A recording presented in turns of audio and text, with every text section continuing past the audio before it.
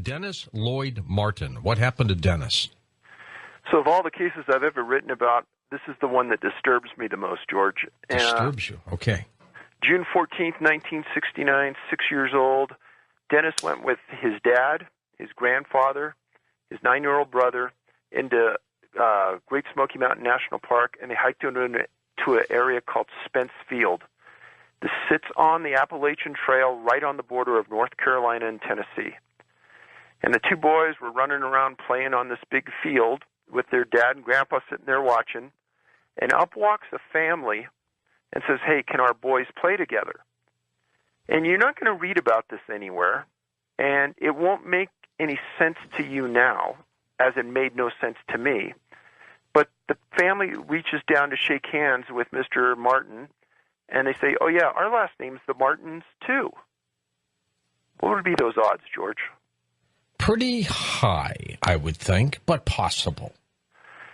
So they said, "Yeah, could the kids run around and play together?" And they said, "Sure." Both families are sitting down on the grass. The boys are running around. They start playing a game of hide and seek. Mr. Martin is one of the sharpest men you'll ever meet. And he sees his son run behind a bush right on the edge of the field, right where the wilderness starts. And everyone's playing hide and seek, and he's watching. And everybody comes out after the end of the game, and his son doesn't come out. He walks over to the bush. His son isn't there, and he takes off on a dead run down the Appalachian Trail for 2 miles. He doesn't find him. He comes back, and he tells his dad to go down and get more rangers because they need help. And they go down. This happened at about 4 o'clock in the afternoon. By the time rangers got there, it was about 5. And by 8:30, it was raining like cats and dogs. Now, as the boys were playing this game of hide and seek, 2,000 feet below them, in an area in Cades Cove called Rowans, R-O-W-A-N-S Creek, a family asks a ranger where they can go to see some bear. The ranger tells them to go up Rowans Creek about a mile, mile and a half, and they should see some wildlife. This family, their last name is K-E-Y. It's the Key family, and it's Key for a reason. The family walked up the valley, and they report hearing an enormous, sickening scream, louder than they could ever imagine. At about the same time, their son says to the dad, "Look at Dad, there's a bear running in the bushes up there on the hill." The dad says, "No, son, I don't think that's a bear."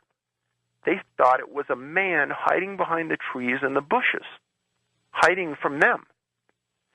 Now, this is simultaneous or just after Dennis disappeared, maybe an hour after. Now, obviously, the Key family didn't know anything about that Dennis had disappeared the hour previously or 2 hours previously, but what they were seeing was odd. But they didn't think much about it other than it was really weird. Right. So they go home. And the next day on the front page of the Knoxville Times is a picture of Dennis Martin and this disappearance. And Mr. Key says, well, the time frame and the distance could make some sense. So he read in the paper that the FBI had an agent monitoring the case. So he calls the FBI and he says, "Hey, I'll meet you at the park. I'll show you exactly where I saw what I saw." And the agent tells him, "No, myself and a National Park Service ranger will meet you outside the park at a different location," which makes no sense until you understand that the Park Service and the FBI had an agreement with Mr. Martin.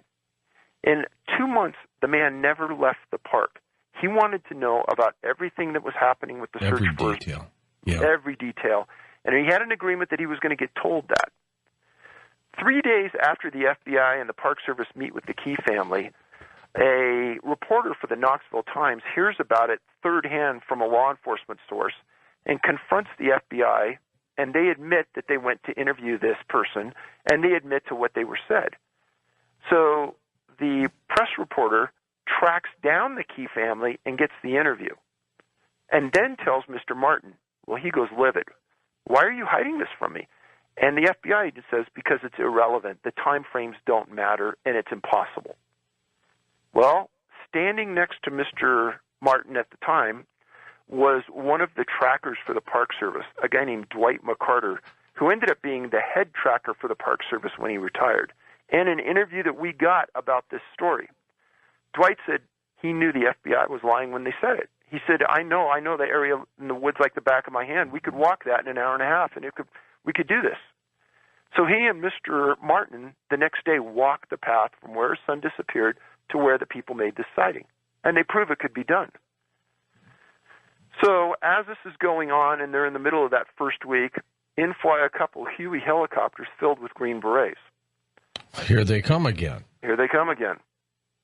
Now this time, McCarter tells me that it was the oddest thing he'd ever seen. The FBI, or the Green Berets, didn't want anything to do with the Park Service. They didn't want any escorts through the park who knew the park and knew the area that wanted to be searched. The Green Berets set up their own telecommunications system and tell everyone to just stay away from them. They'll search on their own. They were there for a week. Nobody knows what they found, what they were looking for other than Dennis. This is another one of those things where we file Freedom of Information Act requests. Never got anything. Now, Mr. Martin was livid because he didn't feel anybody was telling him the truth. And Dwight McCarter was the one guy he trusted because McCarter told him, this distance we could do it. They did do it. They proved the time frames worked. Obviously, the biggest clue in this disappearance is what the Key family saw. Now, Mr. Martin won't talk to the press and won't talk to law enforcement. I've tracked him down, and he lives in the same house that he lived in at the time his boy disappeared. And myself and another researcher just went cold, knocked on his door. He came to the door, I explained who I was, and he said, Dave, my wife and I made a promise that we wouldn't talk about this anymore. It's ruined my life. It's ruined our family's life. Well, I explained to him that I came here from California. I guaranteed to him I knew more about this story than anybody, and would he just give me 15 minutes of his time? He looked at his wife, he closed the door, he stepped outside on the porch, and we had a conversation. And I asked him, I said, what's the one or two things that I should know about this case that isn't in the press, that nobody wants to talk about it, but what you know? He says, well, there's a couple. He says, you know that family, what they saw on the hill? I said, yeah.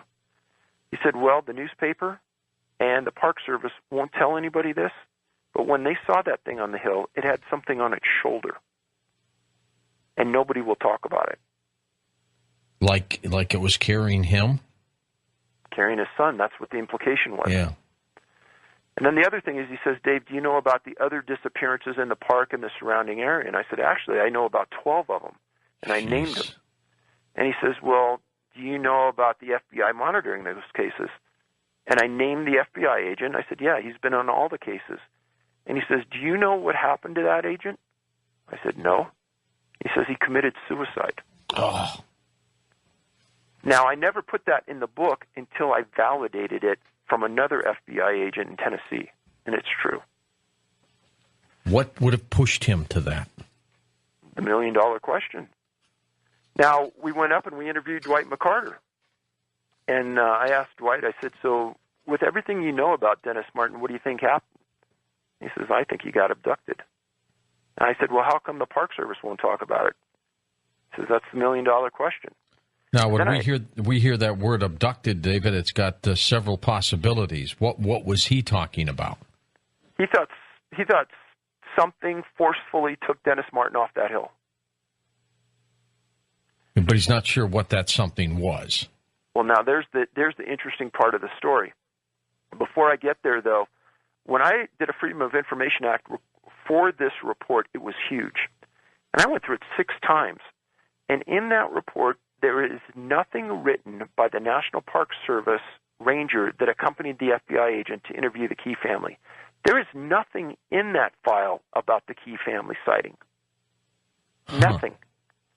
Now, what McCarter told me is that I said, well, how could the Key family, their son, misinterpret a man for a bear? That's a hard misinterpretation. It's a big misinterpretation. He told me that there are a series of wild men, meaning people like you and me who live off the grid that wear animal pelts up there in the woods, and the Park Service can't control it. And he said at the time, about a year or two before Dennis disappeared, a Park Service ranger was attacked by one of these people and nearly killed because the person that attacked the ranger was armed, but at the time, the National Park Service enforcement rangers were not armed. So his feeling was that one of these wild people that lived up there took Dennis, but he goes, it's just conjecture, but I do still think he was abducted. So let's get in. Go ahead. One more thing I want to say about this is Sure. that when this book came out, this was the cornerstone case, and it was all backed with fact.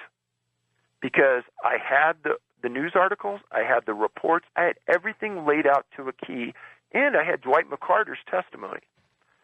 So we held a press conference in Knoxville, and we got every major news organization, ABC, NBC, CBS, and Fox, to come. And they asked every question under the sun. And we had displays. We laid it out perfectly. It was just about the Dennis disappearance. And do you know, all of them left except one news agency, and this one reporter said, Dave, I got to tell you, this will never make the air. I go, why is that? He goes, it just won't ever make it. The park means too much to this local community. And what it means is it means $800 million a year to the local area around the city of Knoxville and the surrounding region. And do you know, George, nothing about this ever made the press. It's the greatest kept secret out there, I bet.